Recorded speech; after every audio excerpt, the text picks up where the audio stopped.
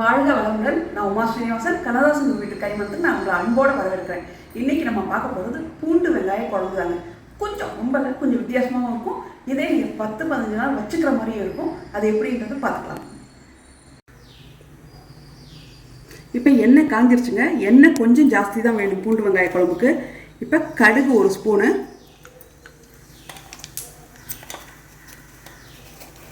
இதோட வெந்தயம் ஒரு 1/2 ஸ்பூன். 1/2 ஸ்பூன் கம்மியாக போட்டிங்கனாலும் பரவாயில்ல. ஏன்னா வெந்தயம் வாயில் படுறது யாருக்கும் ரொம்ப பிடிக்காது. அதனால் 1/2 ஸ்பூன் கம்மியாக போட்டிங்கனாலும் பரவாயில்ல. அந்த வெந்தயம் வாசனைக்கு தான். ஃபுல்லாக பூண்டு எடுத்து வச்சுருக்கேங்க. பூண்டு போட்டுடலாம். ரொம்ப சவக்க வேண்டாம் பூண்டு, ஓரளவு வெந்தால் போதும். இதோட அந்த பூண்டு அளவே நீங்கள் சின்ன வெங்காயம் எடுத்துக்கணும், 2 பச்சை மிளகாய், கொஞ்சம் கருவேப்பிலை. இன்றைக்கி சின்ன வெங்காயம் கொஞ்சம் கம்மி நான் எடுத்துக்கிட்டது, ரொம்ப வீட்டில் இருக்குன்றதால சின்ன வெங்காயம் கம்மியாக போயிடுச்சு. சின்ன வெங்காயமும் பூண்டு ஒரே லெவலில் இருக்கணுங்க, ஒரே மாதிரி நிறையா இருக்கணும்.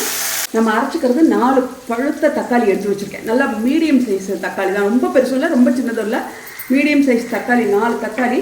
இதோட பூண்டு பல், இது வந்து அந்த பூண்டு உரிக்கும் போது பொடி பொடியாக வருது பாருங்கள், அந்த பூண்டு பல் எடுத்ததால் நிறையா எடுத்துருக்கேன். நீங்கள் நார்மலாக அந்த பெரிய பூண்டு பல்லே போட்டிங்கன்னா 10 பூண்டு பல் போட்டுக்கோங்க. பூண்டு பல்லோட கொஞ்சம் சோம்புத்தூள், ஒரு ஸ்பூன் சோம்புத்தூள், மல்லித்தூள் 2 ஸ்பூன், மிளகாத்தூள் அது மட்டும் உங்கள் காரத்துக்கு ஏற்ற மாதிரிங்க. நான் இப்போ வந்து சின்ன ஸ்பூனில் தான் போடுறேன். இந்த சின்ன ஸ்பூனில் தான் 4 ஸ்பூன் போட போகிறேன். நீங்கள் வந்து 4 ஸ்பூனும்போது பெரிய ஸ்பூனில் 2 ஸ்பூன் தான் வரும். நீங்கள் போடும்போது உங்கள் காரத்துக்கு ஏற்ற மாதிரி மிளகாத்தூள் போட்டுக்கோங்க. இதோட கொஞ்சம் மஞ்சத்தூள், ஒரு 4 ஃபுல் முந்திரி பருப்பு போட்டேன். அவ்வளோதான். இதை இப்போ நைஸாக அரைச்சிக்கலாம். இப்போ பாருங்கள் வதங்கிடுச்சு. ரொம்ப வதங்க வேண்டாம், ஏன்னா செவக்க வறுத்தனா குழஞ்ச மாதிரி ஆயிடும். சாதத்துக்கெலாம் நம்ம தயிர் சாதத்துக்கெலாம் எடுத்து வச்சு சாப்பிட்ணும்னா இந்த அளவு தான் வதங்கணும். இது லைட்டாக வதங்கினோடனே நம்ம அரைச்சி வச்சிருந்தோம்லங்க, அதை ஊற்றிடலாம்.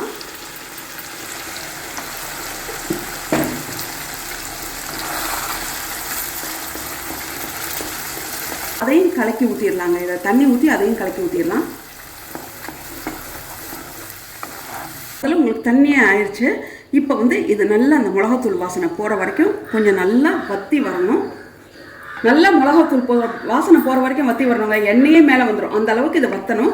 அவ்வளோதான். வேலை ரொம்ப சிம்பிள் தான். அது வற்றி வர்றது தான் கொஞ்சம் ஒரு 10 நிமிஷம் 15 நிமிஷம் எடுத்துக்குமே தவிர மற்றதெல்லாம் வேலை ரொம்ப ஈஸி. இந்த குழம்பு வந்து நீங்கள் வந்து 10லேருந்து 15 நாள் வச்சுக்கலாங்க, கெட்டே போகாது. ரொம்ப நல்லாயிருக்கும் உங்களுக்கு இதை வச்சு சாப்பிட்டிங்கனாலும். இப்போ பாருங்கள் எண்ணெய் ஃபுல்லாக மேலே வந்துருச்சு பாருங்கள். இப்போ இதுக்கு தேவையான அளவு உப்பு போட்டுக்கலாம். முன்னாடியே வேணாலும் போடலாம். நான் என்னமோ அதை எப்போவுமே இதை வதக்கணும் முடிஞ்சவளை தான் போடுவேன். அதே தக்காளியை முழுசாக போட்டேன்னு வச்சுக்கோங்க, அப்போவே உப்பு போட்டுவேன்.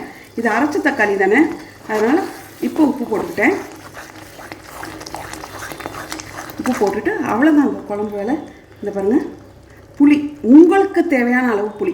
நீங்கள் வந்து வடித்த சாதம் அப்படின்னு சொன்னீங்கன்னா புளி கொஞ்சம் அதிகமாக ஊற்றிக்கோங்க. சுள்ளுன்னு இருந்தால் தான் வடித்த சாதத்துக்கு நல்லாயிருக்கும். அதே குக்கர் சாதத்துக்கு நான் ஊற்றின அளவு போதும் புளி உங்களுக்கு. அவ்வளோதான். இது ஒரு கொதி வந்தோடனே எடுத்துடலாம் குழம்பு. கொதி வந்துட்டு பாருங்கள். ஒரு சின்ன வெள்ளைக்கட்டி, ஒரு துண்டு வெள்ளைக்கட்டி போட்டுக்கிட்டேன். உங்களுக்கு இன்னும் கொஞ்சம் ஜாஸ்தியாக வேணாலும் வெல்லம் போடலாம். அந்த ஸ்வீட்டாக கொஞ்சம் குழம்புல ஸ்வீட் இருக்குது நல்லாயிருக்கும் அப்படின்னு நினச்சிங்கன்னா இன்னும் கொஞ்சம் வேணாலும் வெல்லம் போட்டுக்கலாம்.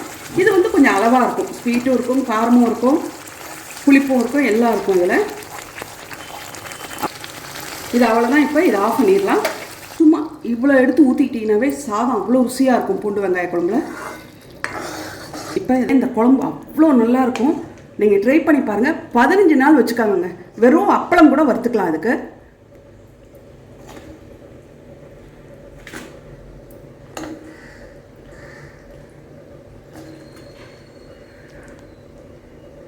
நான் இன்றைக்கி வெறும் அப்பளம் மட்டும்தான் வறுக்க போகிறேன். இந்த குழம்பு ஒரு அப்பளங்க, அவ்வளோதான்.